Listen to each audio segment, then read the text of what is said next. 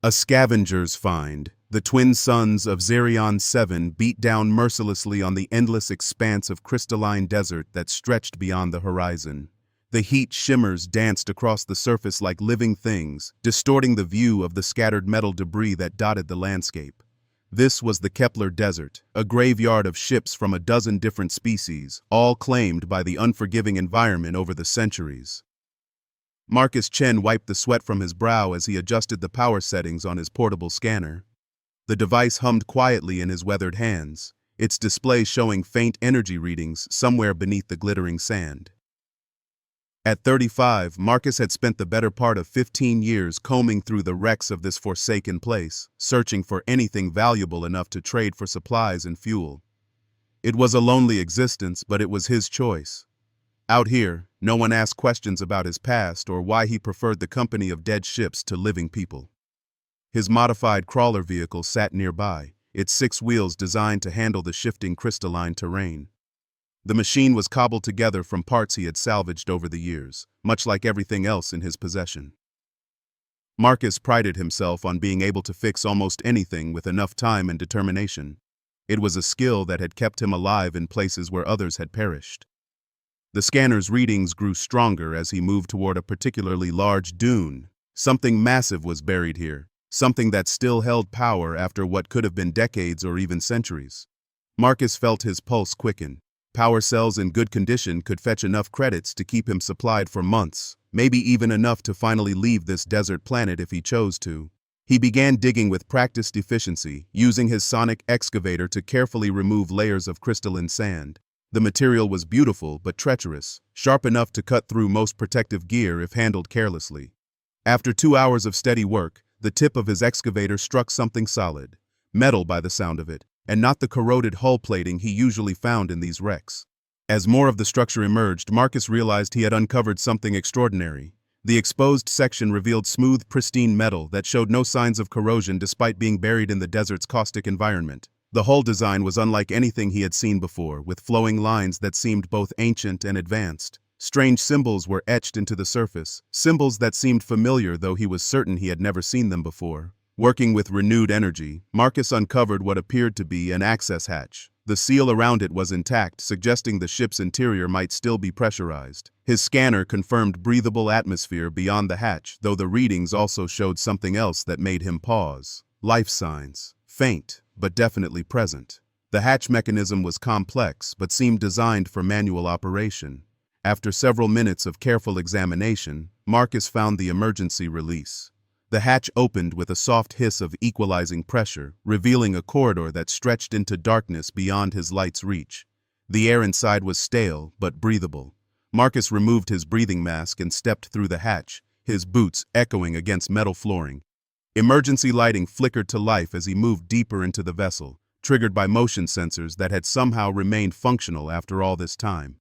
The corridor was wider than those in most ships he had explored, with walls that curved gracefully rather than meeting at harsh angles.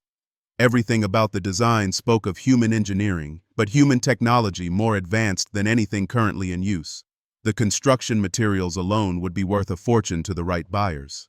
As Marcus explored further, he began to notice details that suggested this was no ordinary ship.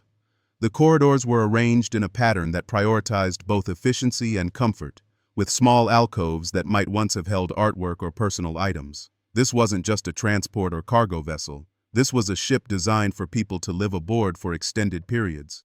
His exploration led him to what was clearly the command center.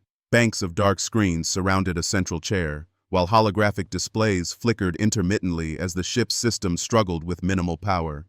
Marcus approached the command console cautiously, his experience with salvage having taught him to be wary of automated defenses. As his hand touched the main control surface, the entire bridge exploded into life around him.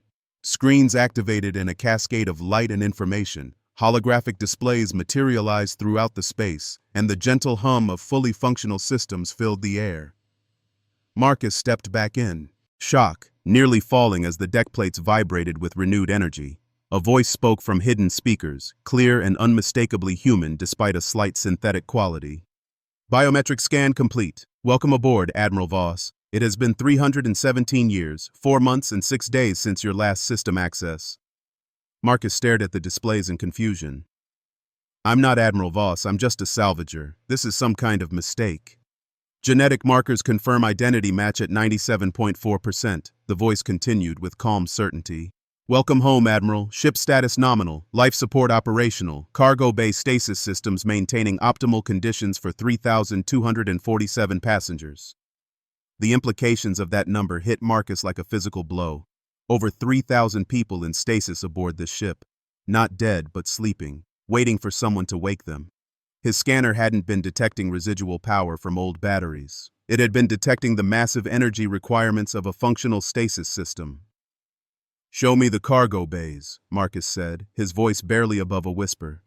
The holographic displays shifted to show vast chambers filled with cylindrical pods arranged in perfect rows. Each pod contained a sleeping human being, their life signs being monitored and maintained by the ship's systems. Men, women, and even children, all preserved in the moment they had entered stasis centuries ago. Who are they? Marcus asked. Colonist refugees from the Titan Station evacuation, the AI responded. Final survivors of the collective's purge of the outer colonies. Admiral Voss's final mission was to transport them to safety beyond the frontier. Marcus felt a chill that had nothing to do with the ship's climate control. The collective. He had heard whispers of them in some of the darker trading posts, an alien alliance that controlled vast territories beyond human space. But those were considered ghost stories, tales told by drunk spacers in dimly lit cantinas. The collective is real? He asked. The Hegemony Collective represents the greatest threat to human survival in recorded history, the AI confirmed. Their systematic extermination of human colonies resulted in the displacement of over 50 million people.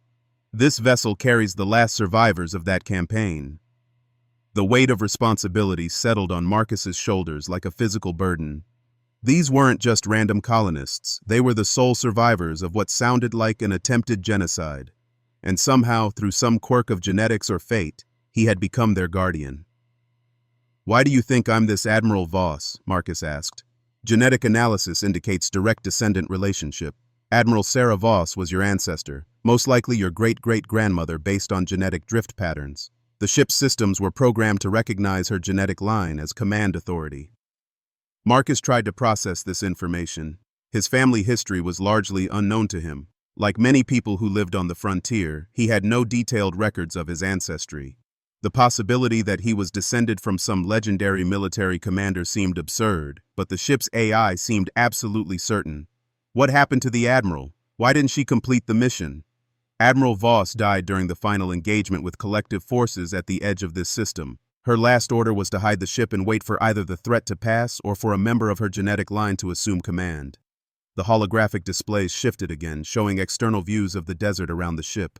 Marcus gasped as he saw movement in the distance. Ships were descending through the atmosphere, their sleek design clearly non-human. Even from this distance, he could see the weapons arrays mounted on their hulls. The collective has found us, the AI announced with disturbing calm. Sensor analysis indicates a hunting pack of 7 vessels. Estimated time to weapon range, 12 minutes. Marcus felt panic rising in his chest. Can this ship fight them? Defensive systems are operational but limited without full crew complement. Recommend immediate departure to preserve passenger lives. Can we take off? Is the ship spaceworthy? Engines are functional. However, departure will expose our position to all collective forces in the system. Once we leave the concealment of the desert, they will pursue until either we escape or are destroyed. Marcus looked at the displays showing the sleeping colonists. 3,000 people depending on his decision. People who had been running from an enemy that was apparently still hunting them after 3 centuries. The smart choice would be to run, to try to reach the edge of the system and jump to safety. But something in the AI's description of the collective's crimes sparked an anger in him that surprised Marcus with its intensity. These people had already lost everything once. They deserve better than to spend the rest of their lives running. How long would it take to wake them? He asked. Full revival process requires 48 hours minimum for safe neural reintegration. Emergency revival can be completed in 6 hours but carries significant medical risks. And weapons? You said defensive systems are operational. This vessel was designed as a colony ship but carries defensive armaments suitable for protection against pirates and raiders.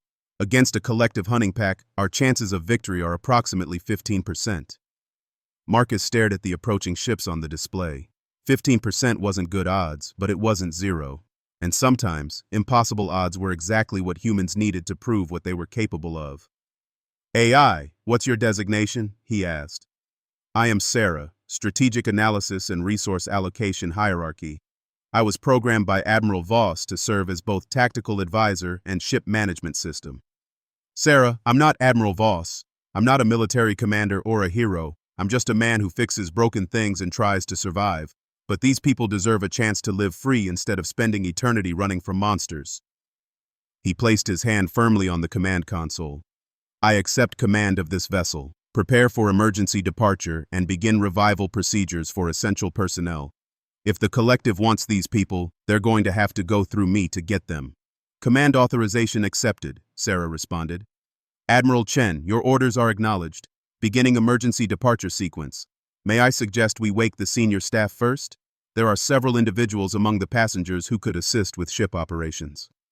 Do it, Marcus said, watching as the collective ships grew larger on the screen. And Sarah? Call me Marcus. The Admiral title belongs to someone braver than me. With respect, Marcus, Admiral Voss believed that courage isn't the absence of fear. Courage is being afraid and choosing to act anyway. You have just proven yourself worthy of her legacy. The ship began to vibrate as ancient engines came to life. Around him, status displays showed systems activating throughout the vessel. In the cargo bays, emergency revival procedures began for key personnel. Marcus felt the weight of command settling on him like an ill-fitting coat, but he also felt something else: purpose. For 15 years, he had wandered the desert alone, searching through the remnants of other people's failures. Now, for the first time in his life, he had something worth protecting, something worth fighting for.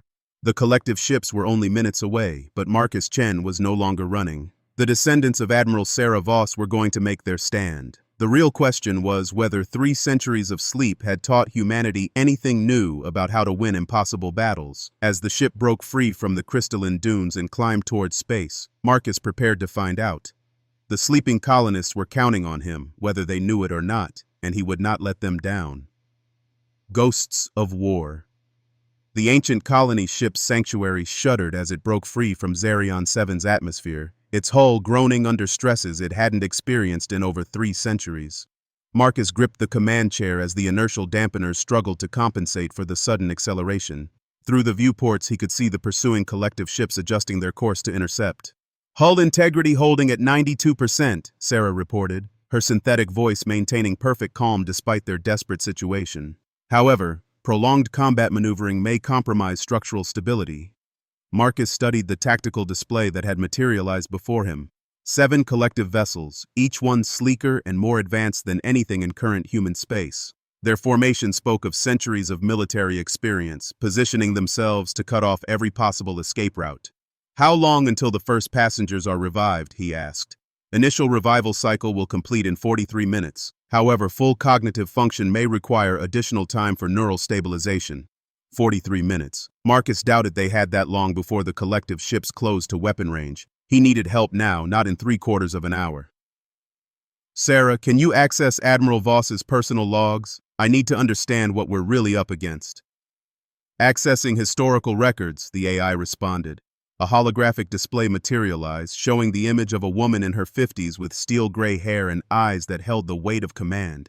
Even in a static image, Admiral Sarah Voss radiated the kind of authority that made people follow her into impossible situations.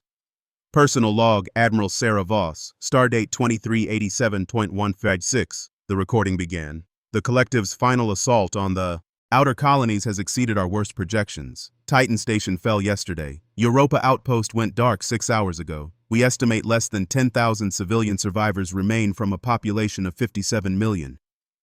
Marcus felt his blood run cold. 57 million people. The scale of the massacre was almost incomprehensible. The recording continued. The sanctuary has been loaded with every survivor we could evacuate. 3,000 souls, all that remains of humanity's first wave of interstellar expansion. The collective ships are massing for what intelligence believes will be their final push into core human space. Admiral Voss paused, and when she spoke again, her voice carried a weight of terrible responsibility.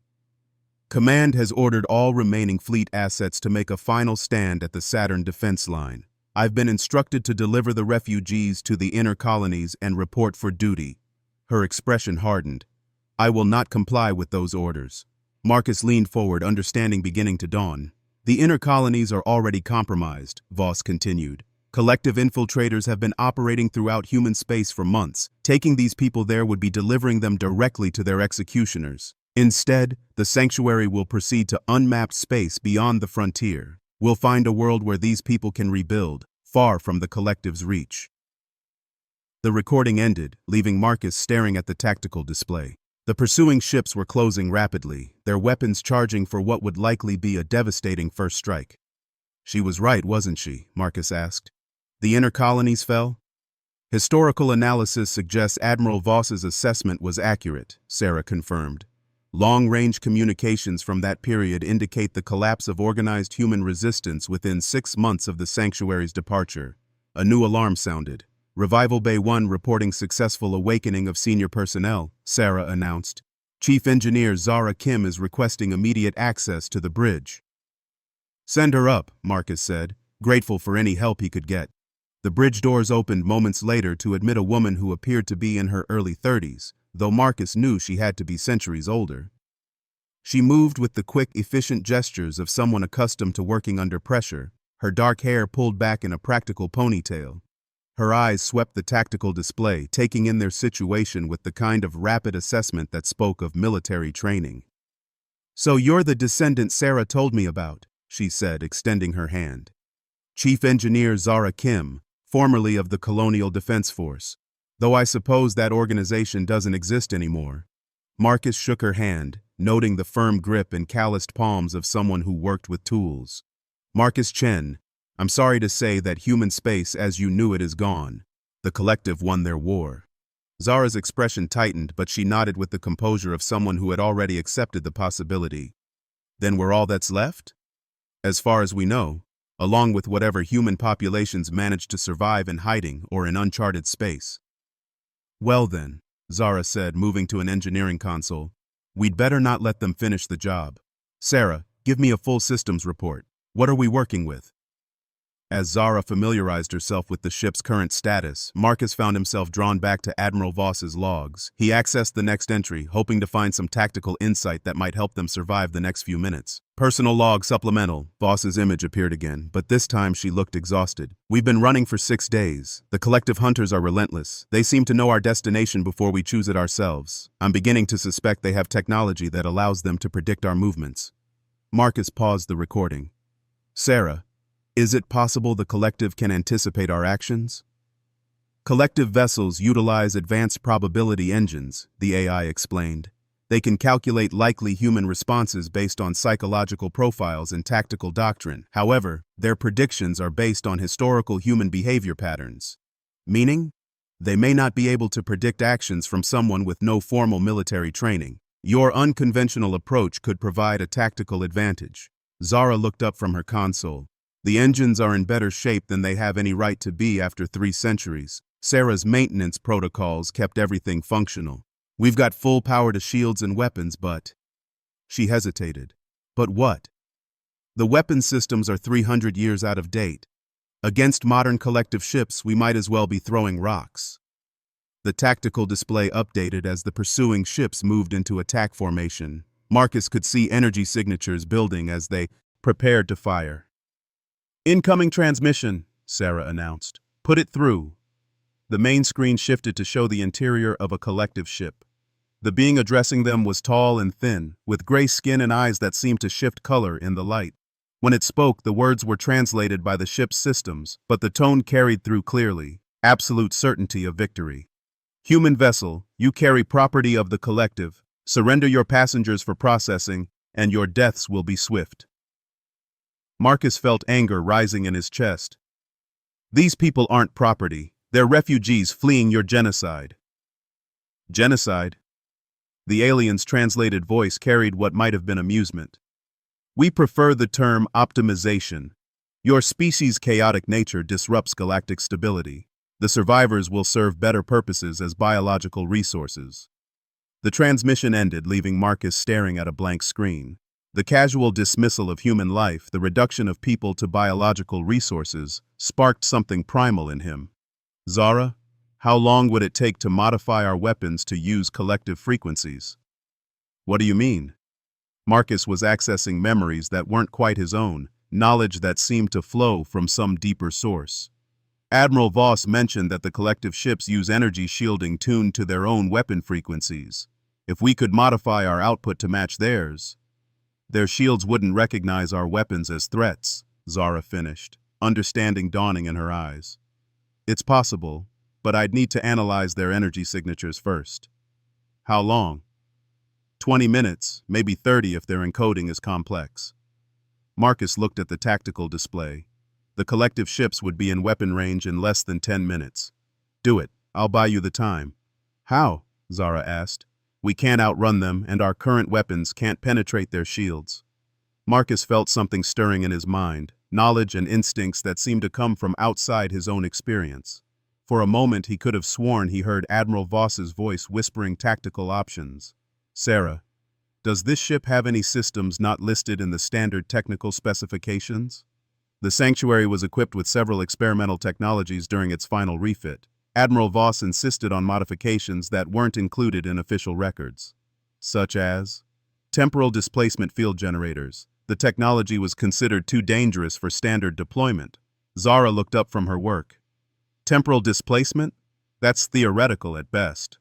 Not anymore, Marcus said, accessing systems he shouldn't have known existed. Admiral Voss was more resourceful than her superiors realized. The bridge shuddered as the first collective energy beams struck their shields. Warning lights flashed as power levels fluctuated under the assault. Shields down to 70%, Sarah reported. Marcus's hands moved across the command console with growing confidence, muscle memory that belonged to someone else guiding his actions. Activating temporal displacement field. This is going to feel strange. The effect was immediate and disorienting. Time seemed to stretch around them, the collective energy beams slowing to crawling streams of light that barely crept across the distance between ships. The Sanctuary existed in a bubble of accelerated time, moving and thinking faster than their enemies could react. Incredible, Zara breathed, watching the tactical display. We're operating at roughly 4 times normal temporal flow. To them, we just disappeared. How long can we maintain this? Marcus asked. Unknown, Sarah replied. This technology was never fully tested. Power consumption is enormous. Then we'd better make it count. Zara, status on the weapon modifications? Working as fast as I can. The temporal field is actually helping. I can process calculations at accelerated speed. Through the viewports, Marcus could see the collective ships trying to adjust their targeting, their movements sluggish from the perspective of accelerated time. But even as he watched, he could see them beginning to adapt, their formation shifting to account for the temporal anomaly. They're figuring it out, he said. How long until they can compensate? Based on collective adaptive algorithms, approximately 6 minutes in normal time, Sarah calculated. 1.5 minutes in our current temporal state. Weapon modifications complete, Zara announced. But we'll need to drop the temporal field to fire. The energy requirements are too great to maintain both systems. Marcus nodded, his mind already forming a plan that combined desperation with the tactical instincts he was somehow channeling from his ancestor. Sarah, prepare to drop temporal displacement on my mark. Target the lead collective ship with everything we have. Marcus, Zara said quietly. Even with the modifications, we're still one ship. Against 7. The odds don't matter, Marcus interrupted, and for a moment his voice carried the same authority that had made Admiral Voss legendary.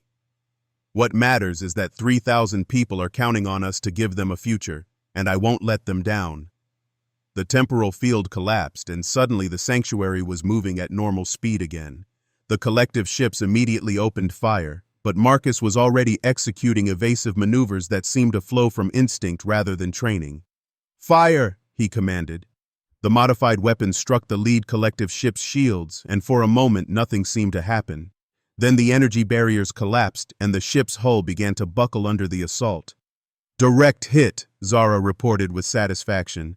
Their shields couldn't adapt in time.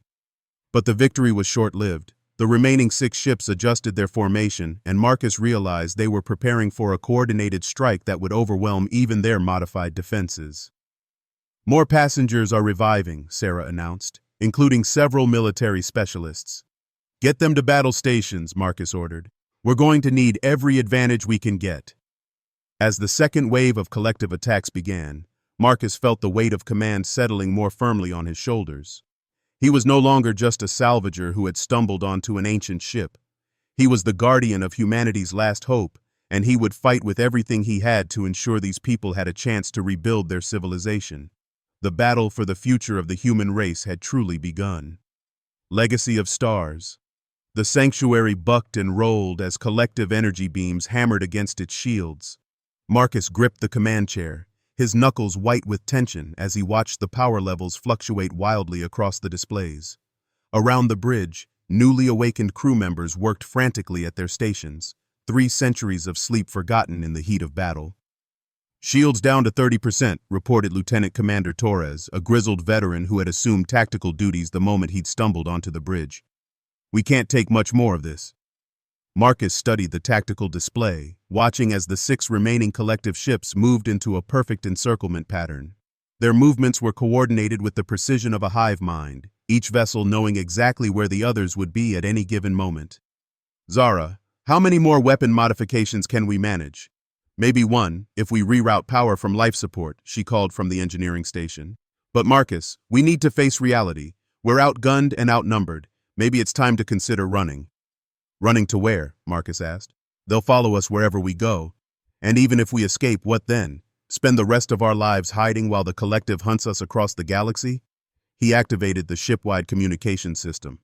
This is Marcus Chen to all awakened passengers. I know you've just been revived from 3 centuries of sleep, and I know this isn't the welcome you expected, but I need you to understand what's at stake here. Throughout the ship, men and women who had gone to sleep in one era and awakened in another listened to his words. In the medical bays, in the corridors, in the cargo holds where emergency revival was still ongoing, people stopped what they were doing to hear what their reluctant commander had to say. 300 years ago, Admiral Sarah Voss saved your lives by refusing to deliver you to certain death.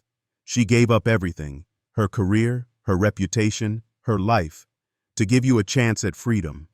The collective wants to finish what they started back then. They want to reduce you to nothing more than biological resources for their empire. The ship shook again under enemy fire, but Marcus continued speaking. I'm not Admiral Voss. I'm not a military hero or a legendary commander. I'm just a man who found your ship by accident and discovered that sometimes you don't get to choose your battles. Sometimes the battles choose you. He paused, watching as the collective ships tightened their formation. But I am her descendant, and I carry her legacy. And that legacy isn't just about running from oppression. It's about fighting back when running isn't enough. So I'm asking you, all of you, to help me give these aliens a lesson in what happens when you threaten human lives. The response was immediate. Throughout the ship, people began moving with purpose. Engineers headed for critical systems. Former military personnel took positions at weapon controls, and civilians organized themselves into damage control teams. The sanctuary transformed from a refugee vessel into a warship crewed by people who had nothing left to lose. Sarah, Marcus said, I need you to access Admiral Voss's deepest command protocols. There has to be something she held in reserve, some final contingency she never had a chance to use. Accessing classified archives, the AI responded. Admiral Voss did install one additional system beyond what we've already employed. However, its use carries extreme risks. What kind of system? A cascade resonance field generator. The technology is designed to disrupt the quantum entanglement networks that collective ships use for coordination.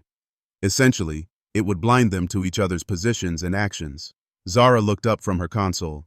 Quantum disruption on that scale could affect us too. We might lose our own sensors and communications. But it would level the playing field, Marcus realized.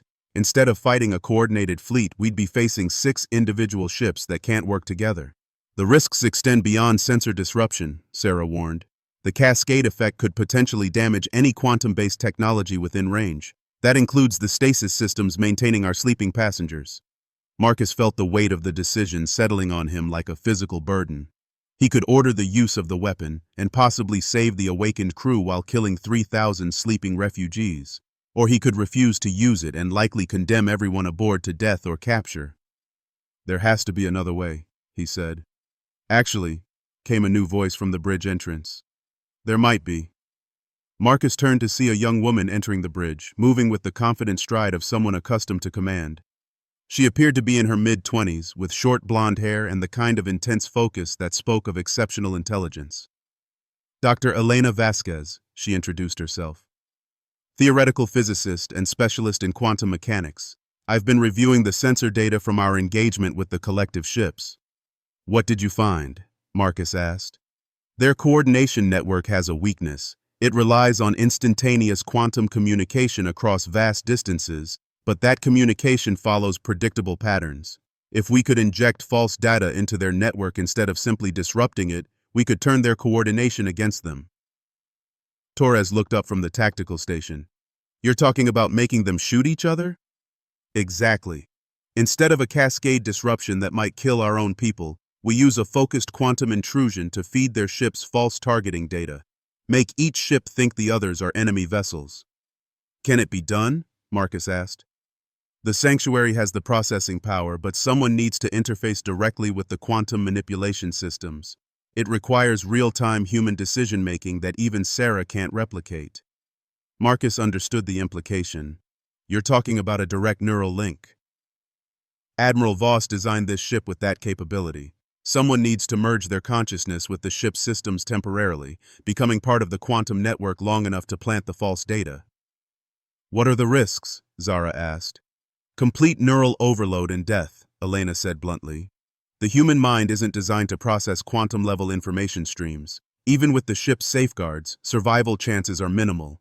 The bridge fell silent except for the sound of enemy weapons striking their weakening shields. Marcus looked around at the faces of the people who had awakened to find themselves thrust into an impossible situation. These were the last survivors of humanity's first interstellar civilization, and they were depending on him to find a way forward. I'll do it, he said. Marcus, no, Zara protested. There has to be someone else. The ship recognizes me as Admiral Voss's heir. The neural interfaces will only respond to someone with the proper genetic markers. Marcus moved toward the command console where a previously hidden panel had slid open, revealing a complex neural interface headset. Besides, this is what she would have done. We don't know that, Torres said. Maybe she would have found another way. Maybe, Marcus agreed, lifting the neural interface. But we don't have time to look for other options. He placed the neural interface on his head, feeling the cold metal contacts against his temples. Sarah, initiate quantum network access. Authorization Marcus Chen, acting commander. Neural link established, the AI confirmed. Warning, quantum data stream will commence in 30 seconds. Recommend final preparations. Marcus looked at the bridge crew one last time. If this works, you'll have maybe 10 minutes while the collective ships are confused. Use that time to finish them off and get us out of here. If it doesn't work, he shrugged. At least we tried. 15 seconds to quantum interface activation, Sarah announced.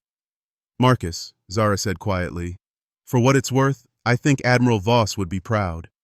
The neural link activated, and Marcus's consciousness exploded outward into a realm of pure information. He felt his awareness expand beyond the confines of his physical body, merging with the ship's quantum processors and reaching out to touch the vast network that connected the collective fleet.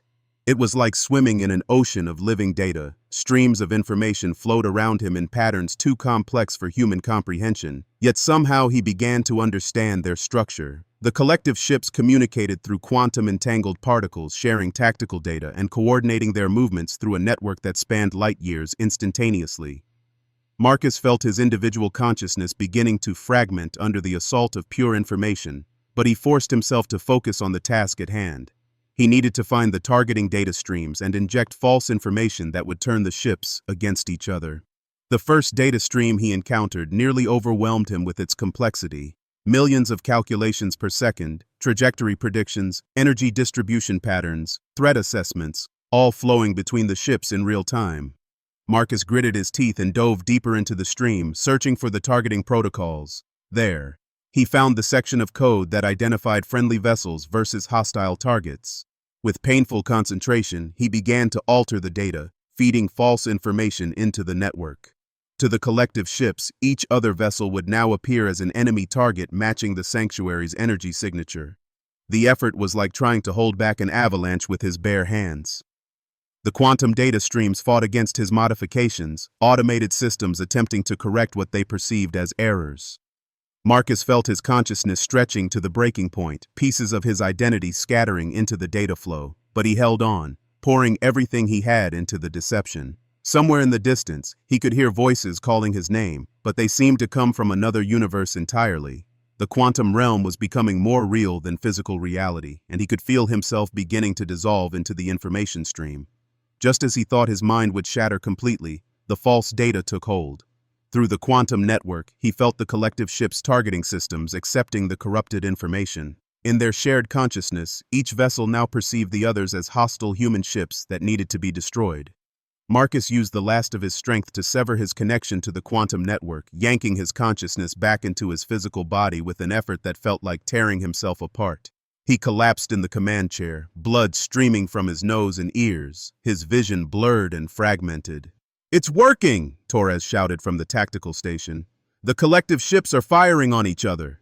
Through the viewports, Marcus could see energy beams lancing between the alien vessels as their coordination network turned against them.